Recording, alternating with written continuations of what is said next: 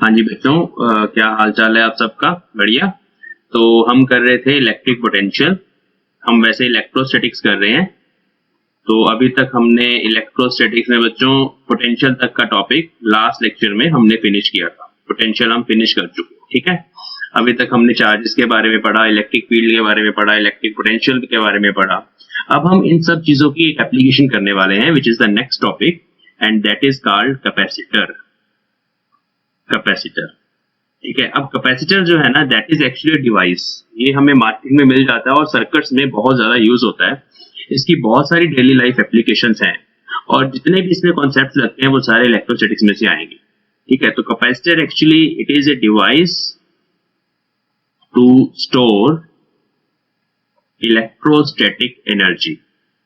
Electrostatic energy, हम capacitor में electrostatic energy को स्टोर करते हैं in the form of charge, और फिर उस चार्ज को हम फर्दर यूज कर सकते हैं, इलेक्ट्रोस्टैटिक एनर्जी को यूज कर सकते हैं किसी और काम के लिए। कैसे इलेक्ट्रोस्टैटिक एनर्जी इसमें स्टोर होती है? एक सिंपल सा मॉडल में अगर आपको बताऊं तो हमारे पास दो प्लेट्स होती हैं, शीट्स ऑफ मेटल्स। ये मैं कैपेसिटर के बारे में बता रहा हूँ, एक्चुअल कैपेसिटर।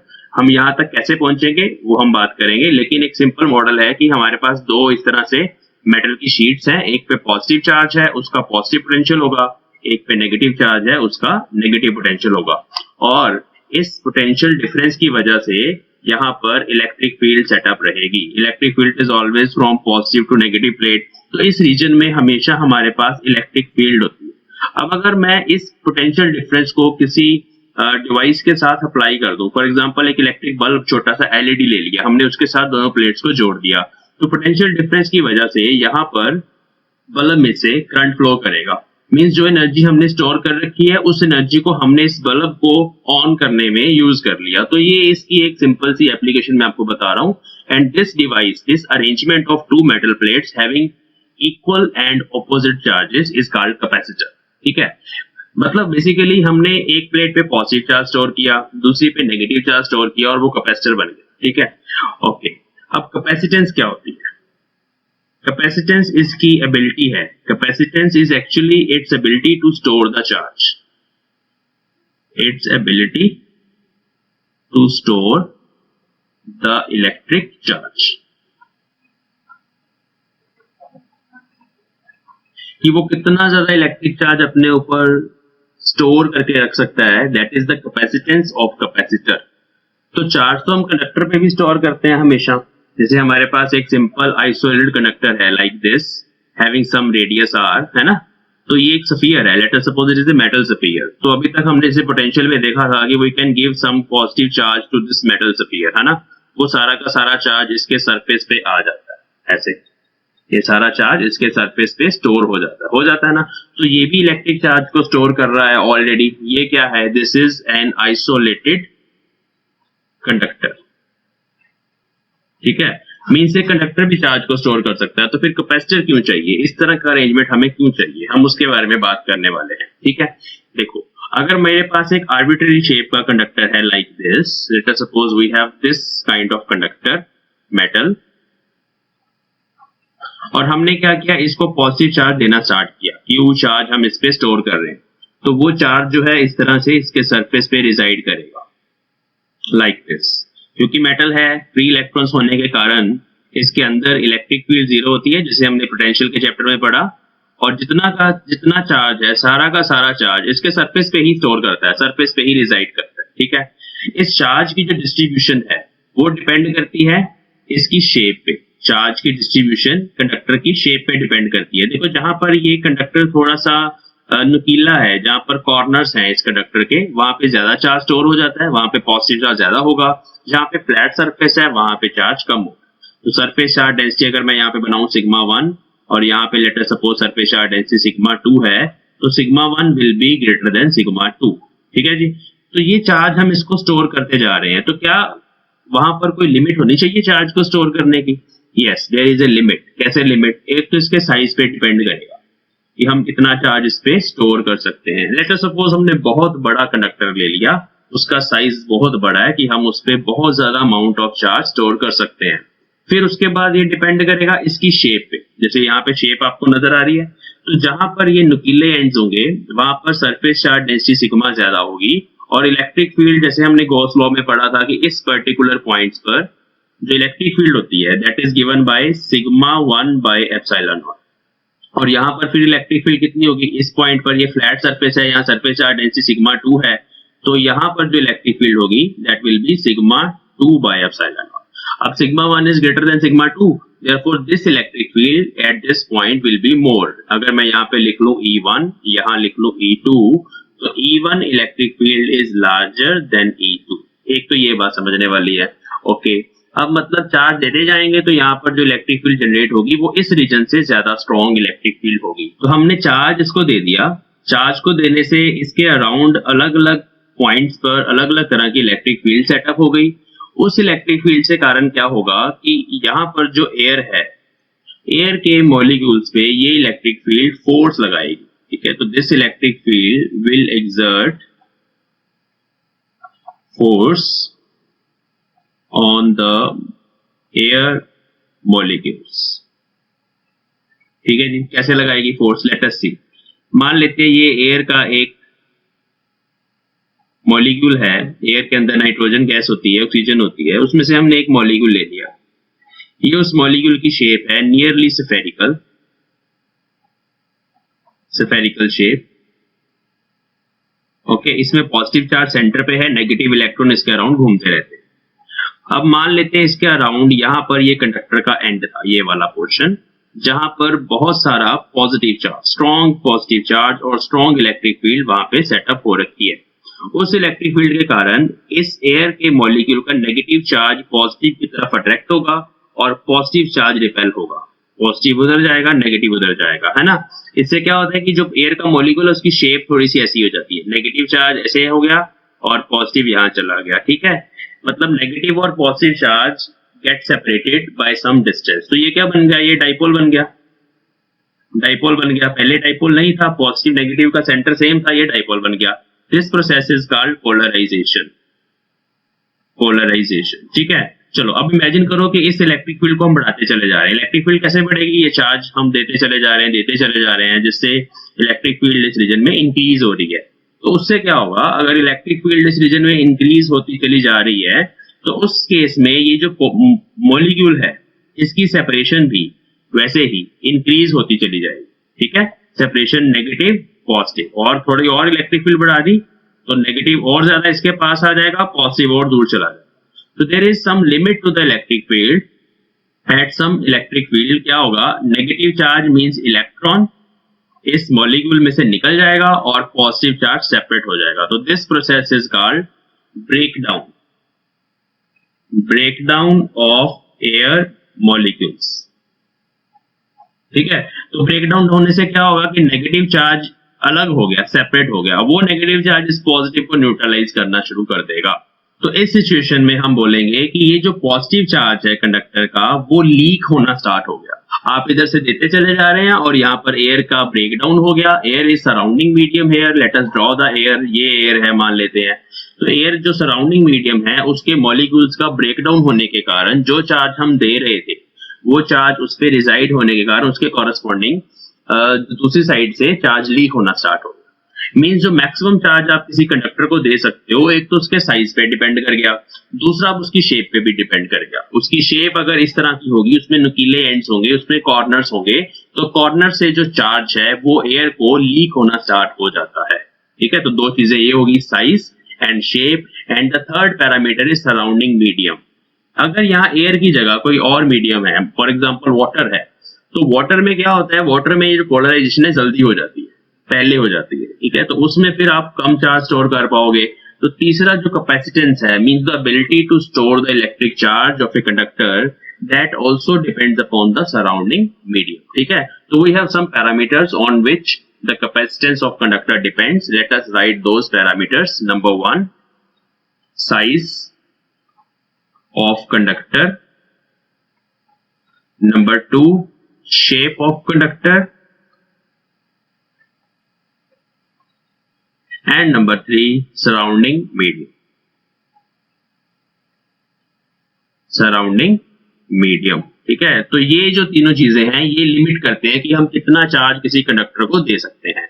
तो अभी हम देखते हैं कि इस आइसोलेटेड कंडक्टर, ये अगर हम स्फेरिकल शेप का एक कंडक्टर ले लें जिसकी रेडियस r है, उस स्फेरिकल शेप के कंडक्टर की कैपेसिटेंस जो होगी C, वो कितनी होगी? कैपेसिटेंस ऑफ एन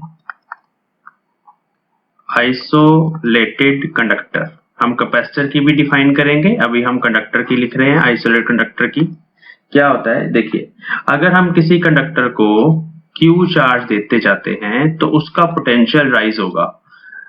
अगर इसकी रेडियस r है, Q चार्ज आपने इसको दे दिया, तो आपको पता है उसका पोटेंशियल होता है KQ/R, मींस जितना आप Q बढ़ाते जाएंगे उतना पोटेंशियल बढ़ता जाएगा। Means the charge given to conductor is directly proportional to potential. Now यहाँ पर जो कांस्टेंट ऑफ प्रोपोर्शनैलिटी है C, उसको बोला जाता है कैपेसिटेंस। तो C का फॉर्मूला है Q/V, means it is basically the charge पर यूनिट वोल्ट, है ना। 1 वोल्ट के कॉरस्पॉन्डिंग, 1 वोल्ट पोटेंशियल डिफरेंस के कॉरस्पॉन्डिंग हम कितना चार्ज दे सकते हैं, दैट इज कैपेसिटेंस। हम कैसे डिफाइन करते हैं, if the rise of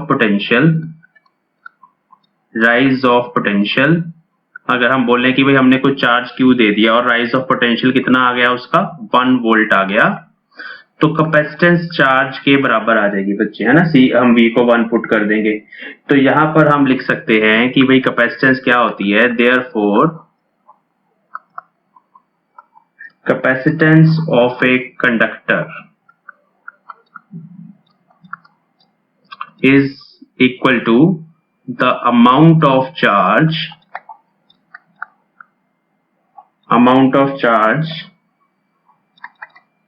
required to raise its potential by 1 volt with respect to infinity, क्योंकि जो रेफरेंस पॉइंट हमने रखा है यहाँ पर वो इन्फिनिटी के with respect to potential difference तो यहाँ है ही नहीं ना, क्योंकि यहाँ पर एक ही कंडक्टर, हम आइसोलेटेड की बात कर रहे हैं। तो यहाँ पर बात होगी कि भाई पहले इस कंडक्टर का जो पोटेंशियल था V, वो 0 था विद रिस्पेक्ट टू इन्फिनिटी, हमने कोई चार्ज नहीं जब उसको दिया। जब हमने उसको Q चार्ज दे दिया तो उसका पोटेंशियल जितने चार्ज में 1 वोल्ट के बराबर हो जाएगा उतना चार्ज ही उसकी कैपेसिटेंस है। This is the definition. Basic formula आपने ये याद रखना है, C is equal to Q/V, where Q is charge given, जितना हम चार्ज उसको दे रहे हैं, upon V is potential difference. हम अभी बोलेंगे potential with respect to infinity जो 0 है। जब हम 2 कंडक्टर्स की बात करेंगे तब पोटेंशियल डिफरेंस बोलेंगे, अभी हम बात कर रहे हैं potential with respect to infinity. तो this ratio is called capacitance, charge given per unit volt. Very very simple. अब इसका जो SI यूनिट है बच्चे, इसका SI यूनिट जो होता है कैपेसिटेंस का, that is called farad, 1 farad. अब 1 फैरेड कितना होता है, 1 फैरेड कैपेसिटेंस होती है जब आप 1 कूलम चार्ज दो, किसी कंडक्टर को आपने ले लिया, उसको आपने कितना चार्ज दिया, 1 कूलम, और उसका पोटेंशियल कितना हो जाए, 1 वोल्ट, पोटेंशियल हो जाए 1 volt, that is 1 coulomb per volt. That capacitance is called 1 farad capacitance. Now it depends upon the size and shape of conductor basically, क्योंकि हम जो चार्ज दे रहे हैं वो हम बाहर से दे रहे हैं, पोटेंशियल जो राइज हो रहा है वो उसकी ज्योमेट्री के अकॉर्डिंग हो रहा है। जैसे आपको पता ही है कि स्फेरिकल कंडक्टर की बात करें तो पोटेंशियल KQ/R है ना, तो उसके रेडियस पर तो डिपेंड करता है ना कि 1 वोल्ट पोटेंशियल होगा या नहीं होगा। तो ये सब कुछ साइज पे डिपेंड करता है, साइज और शेप दोनों पे डिपेंड करता है कि कितना चार्ज देने से पोटेंशियल 1 वोल्ट होगा। मान लो एक कंडक्टर, कुछ एग्जांपल से समझेंगे इसको।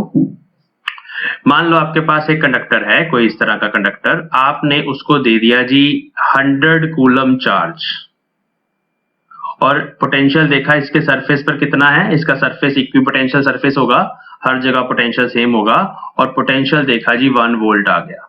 तो मींस इस कंडक्टर की जो कैपेसिटेंस है दैट इज 100 फैरेड। ये है बेसिकली, अगर आप 100 कूलम चार्ज दे रहे हो और पोटेंशियल अभी 1 वोल्ट राइज हुआ है तो this it's capacitance is 100 farad.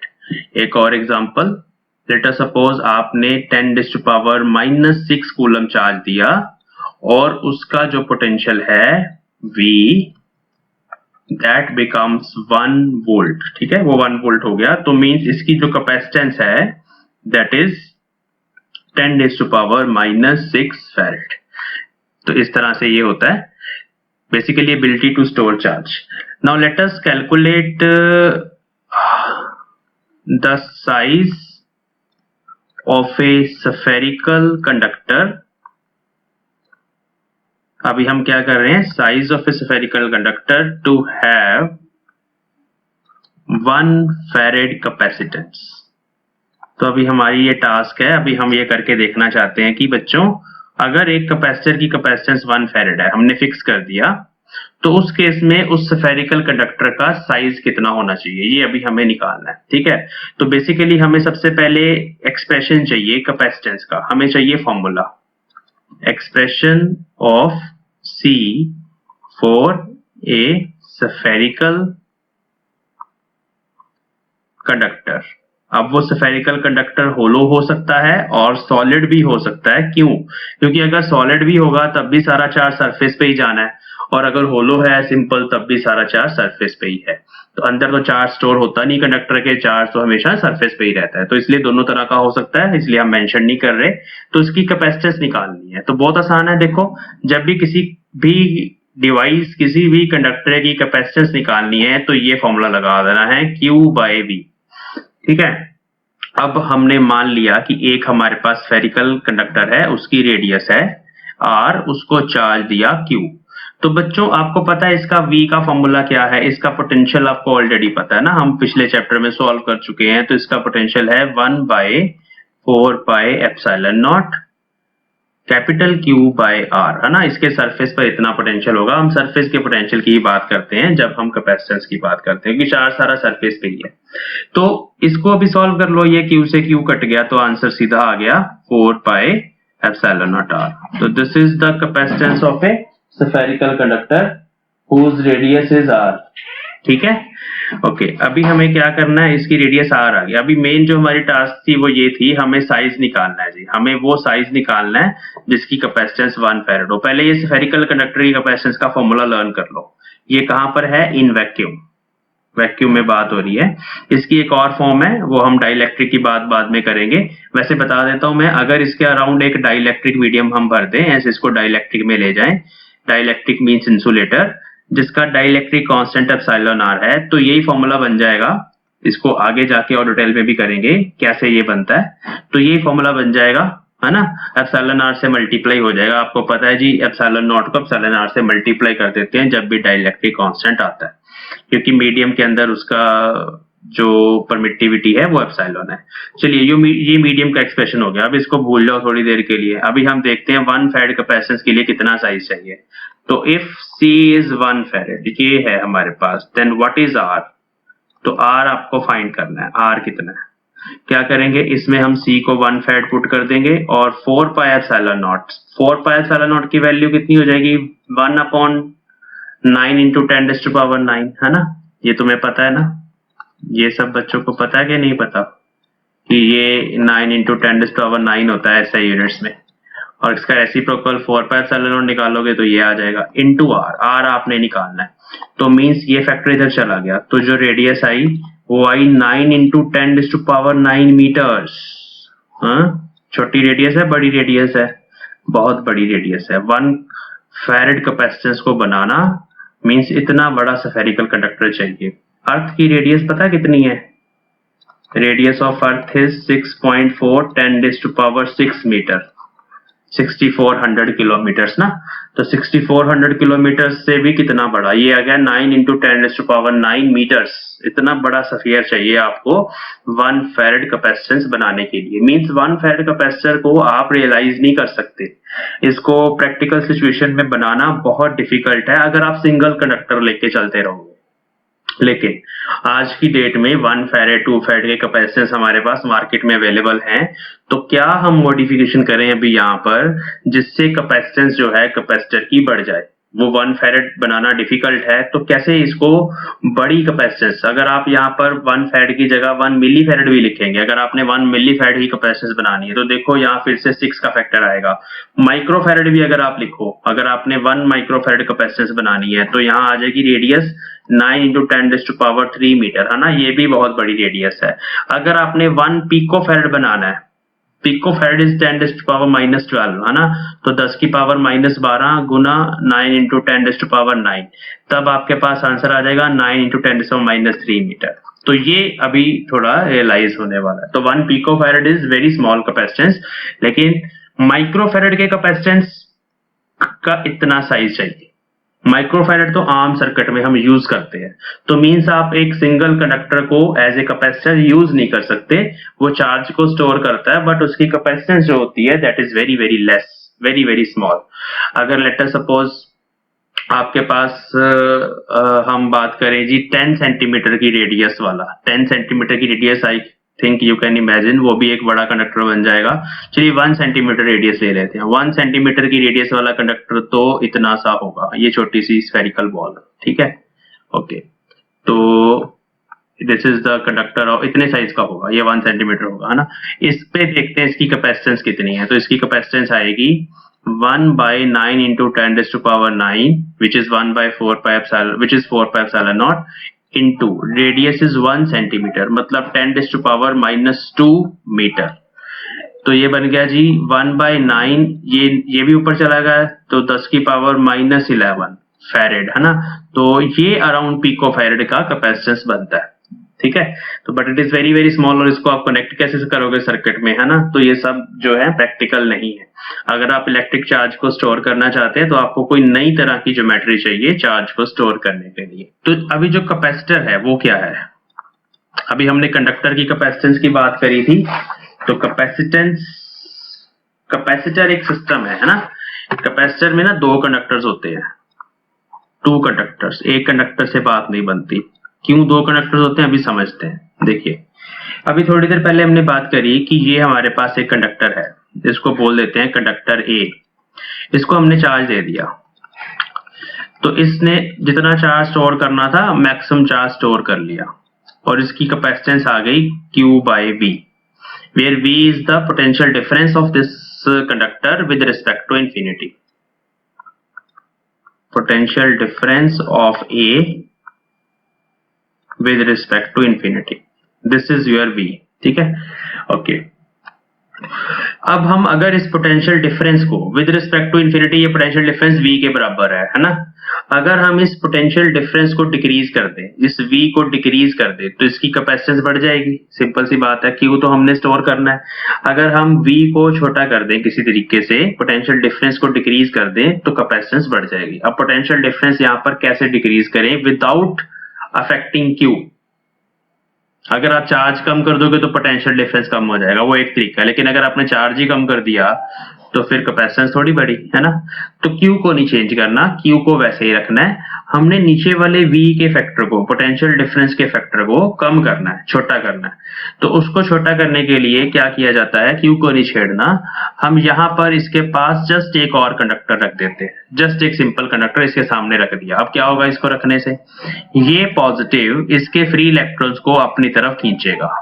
वो फ्री इलेक्ट्रॉन्स जो हैं वो सारे इस सरफेस पे, लेफ्ट वाले सरफेस पर इकट्ठे हो जाएंगे, और यही पॉजिटिव जो इसके अंदर डेफिशिएंसी ऑफ नेगेटिव चार्ज है उसके कारण दूसरे सरफेस पर, इसके ऑपोजिट सरफेस पर पॉजिटिव चार्ज को इंड्यूस करेगा, ठीक है। तो ये इंडक्शन प्रोसेस हो गई, नेगेटिव एक साइड इकट्ठा हो गया, पॉजिटिव दूसरी तरफ चला गया। अब क्या हुआ इससे, अब इससे ये हुआ कि अगर हम इसको पूरा एक सिस्टम मान लें, इन दोनों को अगर हम एज ए कैपेसिटर बोल लें, तो क्या हुआ कि थोड़ा सा नेगेटिव चार्ज, यहाँ माइनस Q आ गया ना, इसको हमने Q दिया था, यहाँ माइनस Q आ गया, इधर प्लस Q आ, तो अब पोटेंशियल तो चेंज हो गया सिस्टम का। यही तो होता था शेल वाले केस में भी, जैसे ही आप कोई और कंडक्टर रखते हैं उसके पास नेगेटिव चार्ज आ गया। अब अगर इसका हम पोटेंशियल बोल लें तो इसके सरफेस पे पोटेंशियल अगर स्फेरिकल लेके चलते तो वही राइट KQ/R, और उसका अगर लिखते तो हम लिखते -KQ/R आर और फिर अगले का प्लस के क्यू बाई आर। तो आप बोलोगे सर ये तो कैंसिल ही हो गया, बात तो वही आ गई। नहीं, डिस्टेंसेस भी हैं यहाँ पे। नेगेटिव चार्ज इस पॉजिटिव के पास है तो नेगेटिव का इफेक्ट ज्यादा आएगा। वो डिस्टेंसेस यहाँ तो मैंने सिंपली एक एग्जांपल ली कि ये फर्क पड़ेगा, नई टर्म्स आएंगी, बट आर यहाँ पर सेम नहीं है, डिस्टेंस डिफरेंट है। नेगेटिव चार्ज इस पॉजिटिव के पास है तो वो डिक्रीज करेगा, पॉजिटिव दूर है वो फिर से इंक्रीज करेगा, बट उसका इफेक्ट कम आएगा क्योंकि उसका डिस्टेंस पॉजिटिव से ज्यादा है एज कंपेयर टू नेगेटिव। तो इससे क्या होता है, इससे ओवरऑल जो पोटेंशियल डिफरेंस है सिस्टम का, which is called VA minus VB, that potential difference decreases। तो उस पोटेंशियल डिफरेंस के डिक्रीज होने से कैपेसिटेंस जो है वो बढ़ जाती है। अब C की डेफिनेशन इस सिस्टम के लिए होगी Q upon VA minus VB। Very very simple. पहले भी पोटेंशियल डिफरेंस ही था, जब मैं ये लिख रहा था C is equal to Q by V, तब भी V पोटेंशियल डिफरेंस ही था, लेकिन that was with respect to infinity क्योंकि उसके आसपास कोई कंडक्टर नहीं था। अब दूसरा कंडक्टर आ गया तो इसलिए C is equal to Q upon VA minus VB। तो दिस इज द डेफिनेशन। और अभी यहाँ पर इस सिस्टम की कैपेसिटेंस जो है वो बढ़ चुकी है। Okay, second step, this is the first step कि हम एक कंडक्टर को ले आए। स्टेप 2 में हमने क्या करना है, हमने इस पॉजिटिव को यहाँ से उड़ा देना है, क्योंकि ये पॉजिटिव क्या कर रहा है, ये पॉजिटिव सिस्टम का पोटेंशियल अभी बढ़ा रहा है। तो जैसे ही मैं इसको ग्राउंड करूंगा, अर्थ करूंगा, मीन्स यहाँ से एक वायर कनेक्ट कर दूंगा, उस वायर को मैं ग्राउंड के साथ अर्थ में डाल दूंगा। जब हम डिवाइस बनाते हैं तो वहां एक ग्राउंड की वायर साथ साथ चलती होती है, हर इलेक्ट्रॉनिक डिवाइस में ग्राउंड की वायर साथ साथ चलती है। हम उस ग्राउंड के साथ इसको अगर कनेक्ट करते हैं तो क्या होगा, जैसे ही आप इसको ग्राउंड के साथ कनेक्ट करेंगे, ग्राउंड से इलेक्ट्रॉन्स आ जाएंगे, इस पॉजिटिव को न्यूट्रलाइज कर देंगे, ये न्यूट्रलाइज हो जाएगा और हमारे पास जो पोटेंशियल डिफरेंस है वो और ज्यादा डिक्रीज हो जाएगा। तो step 2 is grounding. When we do grounding, earthing भी बोलते हैं इसको। तो अर्थिंग करने से क्या होता है, हमारे पास सिस्टम ये बनेगा, एक पर पॉजिटिव चार्ज, एक पर पॉजिटिव चार्ज और दूसरे पर सिर्फ नेगेटिव चार्ज। ठीक है जी। तो अभी ये वाला पॉजिटिव इसकी तरफ अट्रैक्ट हो जाएगा और फाइनल हमारे पास ये बनेगा, अंदर वाले सरफेस पर एक साइड पॉजिटिव और एक साइड पे नेगेटिव। तो अभी देखिए पॉजिटिव जब उड़ा दिया तो potential difference VA minus VB वो और ज्यादा डिक्रीज हो गया। पोटेंशियल डिफरेंस के डिक्रीज होने से capacitance Q is equal to C upon VA minus VB, ये कैपेसिटेंस जो है वो और ज्यादा इंक्रीज होगी। तो सेकंड स्टेप ये होता है, अर्थिंग से हम और कैपेसिटेंस बढ़ा देते हैं। उससे अगला एक और स्टेप है इस कैपेसिटेंस को फर्दर बढ़ाने के लिए, वो होता है कि हम यहाँ पर डाइलेक्ट्रिक मीडियम, यहाँ पर इस स्पेस में यहाँ पर एक डाइलेक्ट्रिक मींस इंसुलेटर, जिसका डाइलेक्ट्रिक कांस्टेंट बड़ा होता है, उसको हम यहाँ पर डाल देते हैं। तो उससे भी कैपेसिटेंस पे फर्क पड़ता है। वो कैसे पड़ता है वो एक अलग में एक बहुत बड़ा टॉपिक है, उसको हम डिस्कस करेंगे आने वाले लेक्चर्स में। अभी के लिए आप ये समझोगे कि अगर हमारे पास दो कंडक्टर्स हैं, एक ये कंडक्टर और एक ये कंडक्टर, आपने एक को दे दिया पॉजिटिव चार्ज, अंदर वाले सरफेस पे आएगा, दूसरे को दे दिया नेगेटिव चार्ज, तो this system is called capacitor, that is called capacitor. चलो बच्चों, पैरेलल प्लेट कैपेसिटेंस अभी हम करेंगे। क्या होता है पैरेलल प्लेट कैपेसिटर, एक शीट होती है इस तरह से, सिंपल एक शीट, उस शीट के सामने एक और शीट होती है। हम क्या करते हैं, हम इस तरह से इसको बैटरी से कनेक्ट कर देते हैं, सिंपल मॉडल। तो बैटरी से पॉजिटिव चार्ज जो है, ये पॉजिटिव जो है बैटरी का, इस शीट के एक साइड से जो नेगेटिव चार्जेस होते हैं उनको अपनी तरफ अट्रैक्ट कर लेता है, तो वो नेगेटिव यहाँ आ जाते हैं। तो इस साइड पर इस वाले सरफेस पे पॉजिटिव चार्ज डिपॉजिट हो जाता है। चाहे आप ऐसे इमेजिन कर लो कि यहाँ से पॉजिटिव इस सरफेस पे चला गया, चाहे आप ऐसे इमेजिन कर लो कि शीट में से नेगेटिव जो है वो बैटरी की तरफ अट्रैक्ट हुए, नेगेटिव फ्री इलेक्ट्रॉन्स, और वो यहाँ तक आ गए। और एक साइड पर जब नेगेटिव चार्ज यहाँ इधर भागेगा तो मीन्स थोड़ी देर के लिए करंट भी आएगा सर्किट में, लेकिन जब इस पर मैक्सिमम पॉजिटिव चार्ज स्टोर हो जाएगा तो करंट नहीं आएगा, उसके बाद करंट नहीं होता। ये नेगेटिव जो है इधर से टर्मिनल, उसने नेगेटिव चार्जेस मींस इलेक्ट्रॉन को ट्रांसफर किया, तो इस शीट के जो अंदर वाला सरफेस है उस पर नेगेटिव चार्ज स्टोर हो गया। तो एक सरफेस पर हम ऐसे रिप्रेजेंट करते हैं सिंपली, एक इस सरफेस पे पॉजिटिव और इस सरफेस पे नेगेटिव। तो दो पैरेलल शीट्स हैं मेटल की। अब शीट का जो एरिया है वो बच्चे कैपिटल A है यहाँ पर, एरिया ऑफ द शीट, और यहाँ पर हमने Q चार्ज दिया। अब ये जो बच्चे क्यू चार्ज होता है, ये क्या होता है, देखो इस शीट के पे पॉजिटिव क्यू है और उतना ही सामने वाली शीट पे नेगेटिव क्यू है। अगर आप पूरे कैपेसिटर का चार्ज पूछो कितना है सर टोटल चार्ज, तो वो जीरो ही होगा, क्योंकि पॉजिटिव जितना उतना ही नेगेटिव। लेकिन पॉजिटिव और नेगेटिव को आपने सेपरेट करके रखा हुआ है, इसका मतलब इस रीजन में यहाँ पर इलेक्ट्रिक फील्ड तो बनेगी ना। अगर आपने ऐसे करके रखा है तो यहाँ पर इलेक्ट्रिक फील्ड होती है इस रीजन में। ये हमने ऑलरेडी गॉस लॉ में पढ़ा हुआ है कि between two sheets there is some electric field sigma by epsilon naught. इसका एक्सप्रेशन भी आपने सॉल्व किया हुआ है। तो ये यहाँ पर इलेक्ट्रिक फील्ड है और डी स्पेसिंग है बिटवीन द शीट्स। तो Q is charge on each plate and D is spacing, separation between plates। तो बहुत आसान हो गया ये सारा कुछ। अभी हमें क्या करना है, अभी हमें C फाइंड करना है इसका, which is Q by V। Q by V means वही potential difference between these two plates, लेकिन जनरली हम ऐसे ही लिख देते हैं। तो चार्ज हमने Q दिया है, charge on one capacitor upon potential difference. Potential difference का formula electric field into distance, because E is equal to minus dV by dr, ये हमने पढ़ लिया। यहाँ पर अगर हम यूनिफॉर्म फील्ड की बात करें तो dr को E से मल्टीप्लाई करें, पोटेंशियल डिफरेंस मिल जाएगा। Potential difference is E into D, क्योंकि dr की जगह distance between the two conductors है विच इज स्मॉल d। ये हमने लिख दिया। अब इसको और अच्छे से देखो, E क्या है, E आपको पुट कर दो sigma by epsilon not into D. Okay, अब एक और अच्छी चीज कर सकते हैं, Q कैंसिल करना आपने ना, तो Q को in terms of sigma, Q is equal to sigma into A, ये तुम्हें पता है। टोटल चार्ज अगर आपने निकालना है सिग्मा इंटू ए कर दें, तो sigma into A upon sigma D by epsilon not. तो कितना आसान है, देखो डी से D cancel, answer is A epsilon not by D. तो जस्ट इस फॉर्मूले से स्टार्ट करना है, Q बाई V चार्ज बता देना है, V को चेंज करना है electric field into distance, electric field sigma by epsilon not between the plates into D. यहाँ पर आपने सिग्मा Q को इन टर्म्स ऑफ सिग्मा लिखा एंड दिस इज आंसर। तो this is the capacitance of parallel plate capacitor, very very simple. ठीक है, अब सामने से आपको देख के पता चल रहा है ये एक्सप्रेशन कि this capacitance is directly proportional to area, this capacitance is directly proportional to epsilon naught which is the permittivity of free space and this is inversely proportional to small d। अब क्या मतलब है देखें physically, बड़ी बड़ी plates ले लेते हैं थोड़ी सी, तो बड़ी प्लेट्स लेने से एरिया बढ़ जाएगा, बड़ी बड़ी प्लेट्स का कैपेसिटेंस भी ज्यादा होगा, एरिया बढ़ने से बढ़ेगी। अगर आप दो प्लेट्स को दूर दूर कर दे, ऐसे पहले यहाँ पे पड़ी हुई थी इतनी स्पेसिंग पर, आपने ऐसे पुल कर दिया, दो प्लेट्स को दूर दूर ले गए, तो पुल करने से दोनों साइड से कैपेसिटेंस जो है डी बढ़ जाएगा, सी कम हो जाएगी, कैपेसिटेंस कम हो जाएगी। और एप्सिलॉन नॉट तो एयर की वैक्यूम की परमिटिविटी है, लेकिन अगर हम यहाँ पर डाइलेक्ट्रिक डाल दें, यहाँ पर बिटवीन द शीट्स हम एक इंसुलेटर डाल दें, फॉर एग्जांपल पानी में डाल दें दोनों प्लेट्स को, थर्मोकोल डाल दें, पेपर डाल दें, पेपर इज अ डाइलेक्ट्रिक, हर किसी का डाइलेक्ट्रिक कांस्टेंट डिफरेंट होता है। पानी में डाल दोगे तो 81 टाइम्स हो जाएगी कैपेसिटेंस, क्योंकि उस केस में ये फॉर्मूला बनेगा इनसाइड द मीडियम। अच्छे से याद कर लो।